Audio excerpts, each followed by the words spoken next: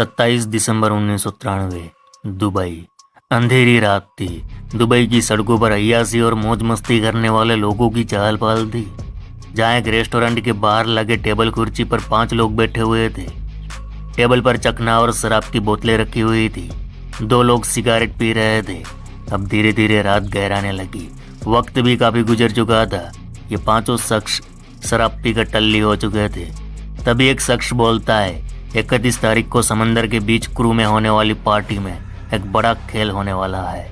वह तो गया। तभी दूसरा शख्स पूछता है, कौन? तो जवाब आया, नाना।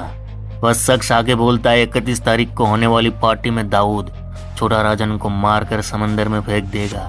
राजन की पुंगी बजने वाली है रे। अब आप सोच रहे होंगे, राजन को मारने की बात करने वाले ये 5 शख्स आखिर है कौन?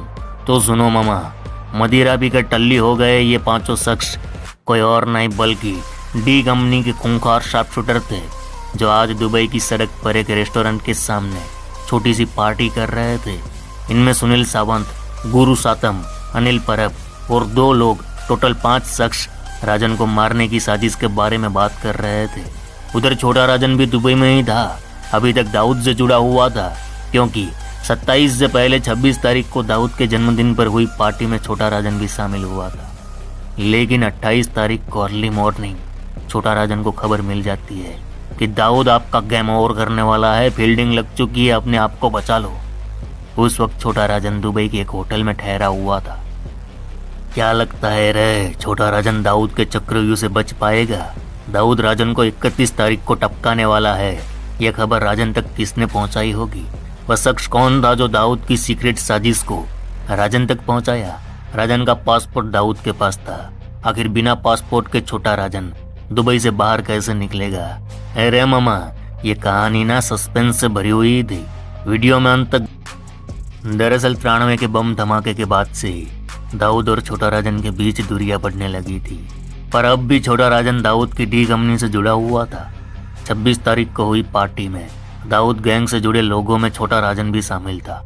उस पार्टी की रौनक देख ऐसा लगता ही नहीं कि दाऊद और राजन के बीच कोई लफड़ा हुआ हो। पर 28 तारीख को राजन को किसने आगाह किया कि 31 को होने वाली पार्टी में दाऊद तुम्हें टपका देगा? अब राजन के सामने कई सवाल खड़े हो गए थे। आखिर दाऊद राजन को मारेगा क्यों? अब 31 से पहले राजन को दुबई छोड़ भागना है। वक्त बहुत कम है, जो भी करना है इसी 3 दिन में करना है। पर भागे तो भागे कैसे? क्योंकि राजन का पासपोर्ट डी कंपनी के पास था। बिना पासपोर्ट से दुबई से बाहर निकलना मुश्किल ही नहीं, नामुमकिन है। लेकिन एक सवाल है, आखिर छोटा राजन को दाऊद मारने वाला है, ये जानकारी राजन तक कैसे पहुंची? तो सुनो मामा, उस रात दुबई के एक रेस्टोरेंट में जो 5 लोग शराब पीकर टल्ली हुए थे, वो सारे के सारे दाऊद के वफादार ही थे। पर एक शख्स था जो दाऊद से भी ज्यादा छोटा राजन के साथ वफादार था। अपराध की दुनिया में दोनों ने एक साथ कदम रखे थे। वह शख्स कोई और नहीं बल्कि गुरु सातम था। जब सुनील सावंत राजन को मारने की बात छेड़ता है तो गुरु सातम भौचक्का रह गया, पर उसने अपने चेहरे पर जरा सी भी भनक नहीं लगने दी। वह चुपचाप बिना रिएक्ट किए सुनता रहा और फिर सुबह सुबह राजन के पास पहुंच गया और सारी बात बताई। इधर दुबई की उस होटल में छोटा राजन और गुरु सातम दुबई से बाहर निकलने के बारे में सोचते रहे, रणनीति बनाने लगे और सोचते सोचते पूरा दिन बीत गया। अब छोटा राजन तय कर चुका था उसे क्या करना है। पूरा दिन उसने उस पल के लिए इंतजार किया और फिर रात होते ही वह अपनी गाड़ी लेकर अपनी मंजिल की ओर चल पड़ा। थोड़ी देर बाद वह मंजिल आई। वह दहलीज थी दुबई में इंडियन एम्बेसी। जी हाँ मेरे वीरो, दुबई में दाऊद पावरफुल था।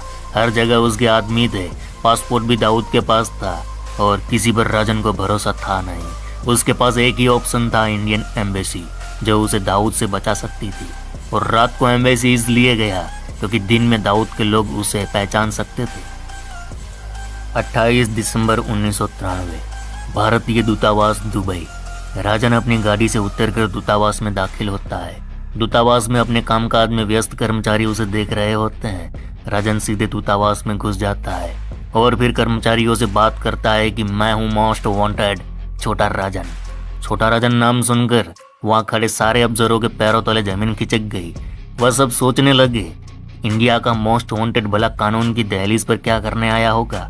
तुरंत दूतावास के बड़े अधिकारी को बुलाया जाता है। राजन उनके सामने खुलकर पूरी कहानी सुना देता है। राजन ने ऑफर रखा, मैं दाऊद के साथ काम करता हूँ, पर अब दाऊद मुझे मारना चाहता है। आप मुझे दुबई से बाहर निकाल दो।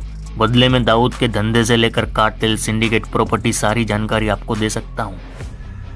यही नहीं, मैं जो जानकारी दूंगा उससे आपको मुंबई बम ब्लास्ट केस में एक बड़ी लीड मिलेगी।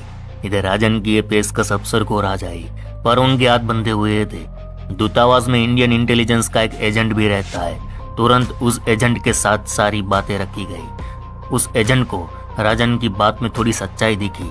फिर तुरंत दुबई से दिल्ली आईबी हेडक्वार्टर फोन आया और बताया गया दाऊद का खास आदमी हमारे पास आया है और वह दाऊद के बारे में पूरी जानकारी हमें देना चाहता है। बदले में हमें उसे दुबई से कहीं सेफ जगह पहुंचाना है। आईबी हेडक्वार्टर से सीधा फोन आया केंद्र सरकार के पास। 2 घंटे की बातचीत के बाद ये तय किया गया कि राजन के पास पासपोर्ट तो नहीं है, पर एक देश है जहां पासपोर्ट की जरूरत नहीं है। वह देश था नेपाल।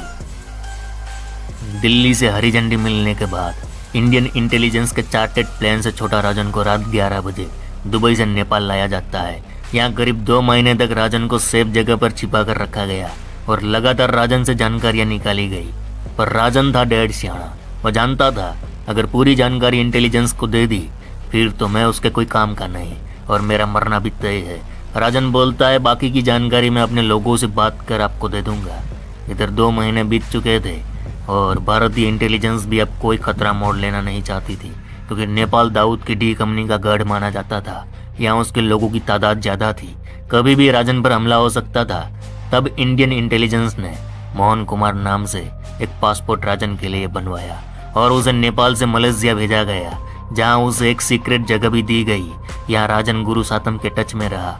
वहीं हर वक्त भारतीय इंटेलिजेंस के जासूसों की नज़र राजन पर रहती थी, क्योंकि दाऊद के पकड़े जाने तक राजन का जिंदा रहना बहुत जरूरी था। अगर वह मर जाता तो कई राज दफन हो जाते।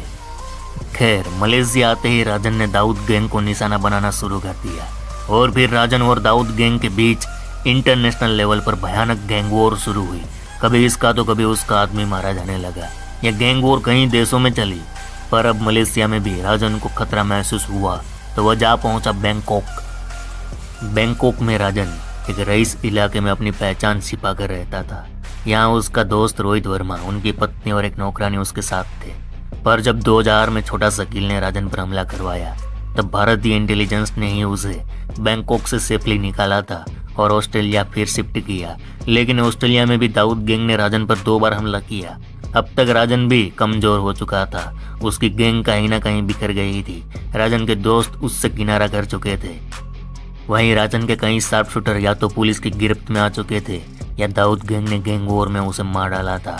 पर भारतीय इंटेलिजेंस उसे बचाना चाहती थी, क्योंकि राजन दाऊद के कई राज जानता था और दाऊद तक पहुंचने के लिए राजन का जिंदा रहना जरूरी था।